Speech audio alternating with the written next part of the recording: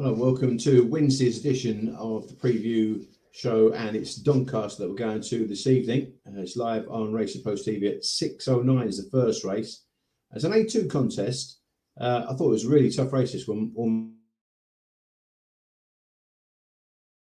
almost 7-2 for on the field. Penny's Endeavour and also Keep the stayers are more Bring It On Buddy in red, and Trevilla Storm, who I think there's been a bit of money for quite an exposed for Sean Parker. But all in all, I thought this is a real tricky race, and I fouled it in the too difficult tray.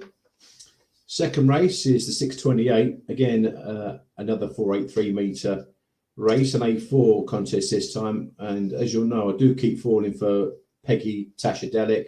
She's very, very expensive to follow. She's 0 from 12 now. Again, she's got another decent chance to get to the front. She's not always a great breaker. She's got a bit of early. She's moving off into. I've got her into lane 4. Distant Storm's probably going the other way. The 4 dog into 3. So that's not ideal. But if she got any kind of break, she could cut loose here.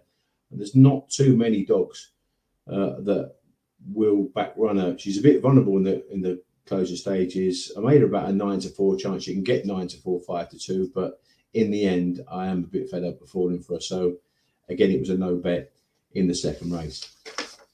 In the third, an A2 grade event, a tough one. This one, 2, 4, and 5 have all got early, and There You Are Now has been running particularly well. Won a couple from her last 3.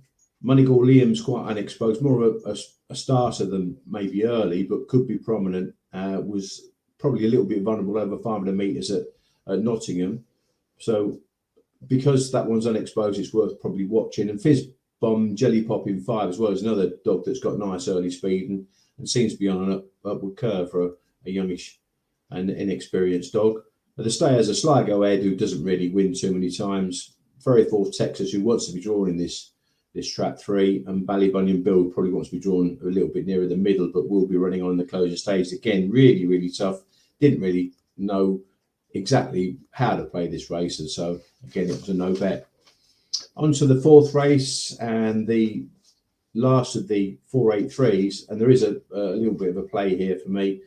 I thought that track 1 Springwood Adele has got a bit of a drop in grade here from A2s, where she's been running okay. She's a staying type. She's had plenty of experience. I think this is 125th race, but she does win races, and when she gets it right, she needs to get a decent break, because a lot of staying types in this race. So she wouldn't want to get caught out behind too far as she comes out the second bend. Heath Ornelli in 2 is going to give her plenty of room. That's a bit of a one pacer and probably up against it in this sort of company.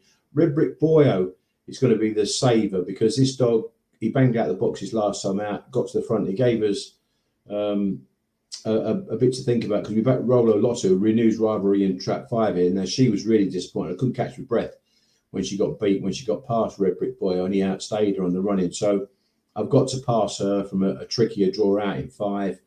Crying Old Kevin in 6, he's going through the motions at the moment. In the old days, he'd eat these up for breakfast.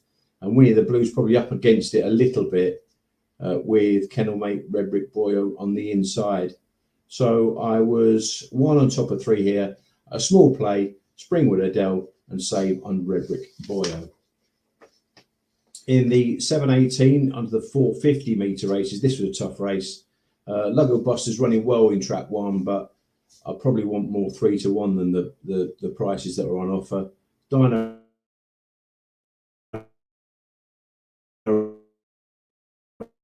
Rose is a staker. Didn't really like the chances of Hunters missing him for. Pacific Captain's an interesting one. This dog has got okay form from Drumbo Park, but was 3 kilos up in weight when running an island, and now really down in weight, and I'm waiting for a bit of a form revival. So I'm going to keep a close eye on track 5 Pacific Captain, because did run against Luggo Buster last time out when Luggo Buster beat him. So that would be an interesting runner, and also an interesting runner, Superstar on the outside, a staying type that is generally slow away, but he's now 15 weeks out of season. So we'll probably be looking for future winners more than betting in the 5th. On to the 6th race, and again, a play race here. It's a 5-dog affair with trap 6 out. Barnfield Lily did me a favour on the Saturday card. She's now 11 and a half weeks out of season. She's up in grade a little bit, but it's not a massive up in grade. And I think she'll be going forward. She's got the early pace to lead this race. Anna Blake in trap 3, in the old days, he would be going up to the bend, but he's not really driving the bend that well. Kilbarry Tiger is another dog I keep falling for, but he's not a straightforward dog. He'll have a little bit of pace, probably go up with Barnfield Lily, but I think she'll turn inside him. And Rosander Best is probably up against it, a wide runner who's a bit of a one pacer. The only danger is Moss Panda, who is a staying type. He's a bit of a chasey type, but I wouldn't want him turning too close. And I think with Anna Blake edging off, might give him a bit of a path through. So I'm going to be betting 1 Barnfield Lily and saving on trap 2 Moss Panda.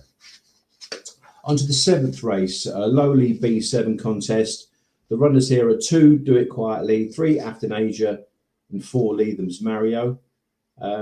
They're probably priced accordingly. I couldn't really see masses of value. I backed Athanasia last time we tipped him up, and she rather jumped over the back of dogs. He came on like a lunatic, but I can't keep falling for dogs that won't turn the bend. So this is again going to be a watching brief, and no betting in race 7.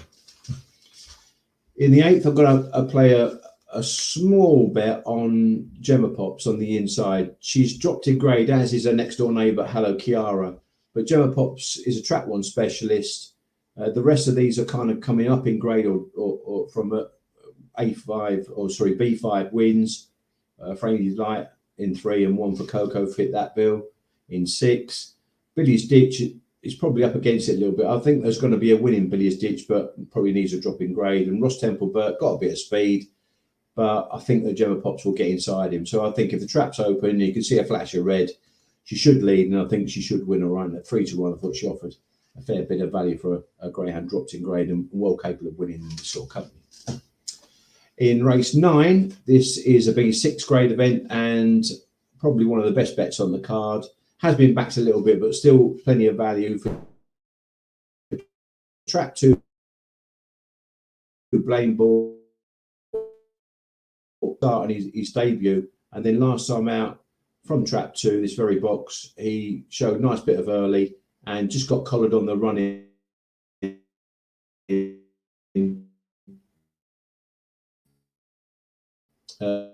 One for Coco had got loose. Now, Blaine more fit, I think this sort of company should be able to dominate, and I think Will Strip fitter. I think this time we'll hold Hawkfield Wisdom, who's a bit of a chasey type anyway. So hopefully we can get the 2 dog there to get to the front, and at 3-1 I save a fair bit of value. Race 10 and the first of the sprints. I like this as a playing race. Some of the prices have dried up a little bit. Watchwoman is the main bet from trap 5. I think she'll flash out and get first jump on the field. Should be able to hold Jove Lad, who is a bitch, in trap 3 into the turn, and that is going to be the saver. So that was the one that collapsed a little bit as well, but I'm still going to save on Jove Lad. Was 2-1 as I was typing it out. It went 6-4, but I'm still going to recommend that we save on Jove Lad. Racket or Vicky has got a modicum of pace, but not driving the bend. So I'm hoping that Watchwoman will flash out in front of that next door neighbour. And I didn't really fancy 1, 2 or 4 in that race, and that's why it was a play. Race 11 is a 5 dog sprint. Trap 6 is vacant, and there's only one really dog to back here, or bitch to back here, and it's Dream on Penny.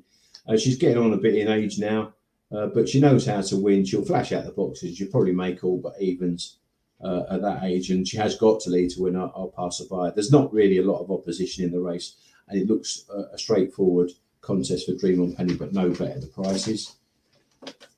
And in the last race, trap 1 is vacant here. It's a 5 dog affair. Make My Day Punker, I put her up as a bet probably a week or so ago, and she did the business, and it's a similar makeup here. I don't fancy 2, 3 or 4, the 3 Ballygurr bitches. Penny's Linnet is going to smash out, move into the middle, cut the bend. Make My Day Punk's one of the widest runners at the track, and he'll just sail around the outside again. He's now 5-4 from 11-8, but I've still got to back him because I make him that little bit shorter, and I just think he's got a draw to die for again. So they are the thoughts on tonight.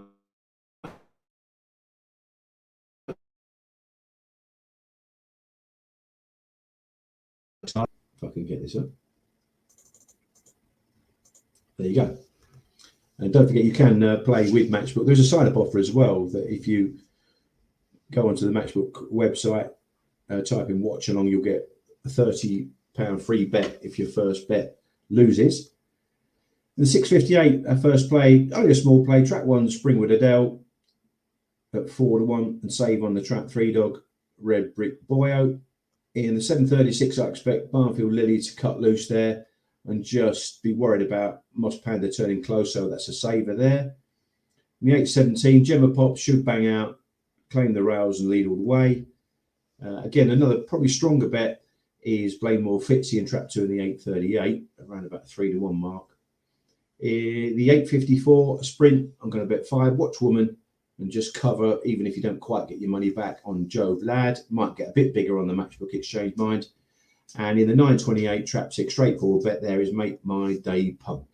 Hopefully we'll get a few winners, and we'll see you next week.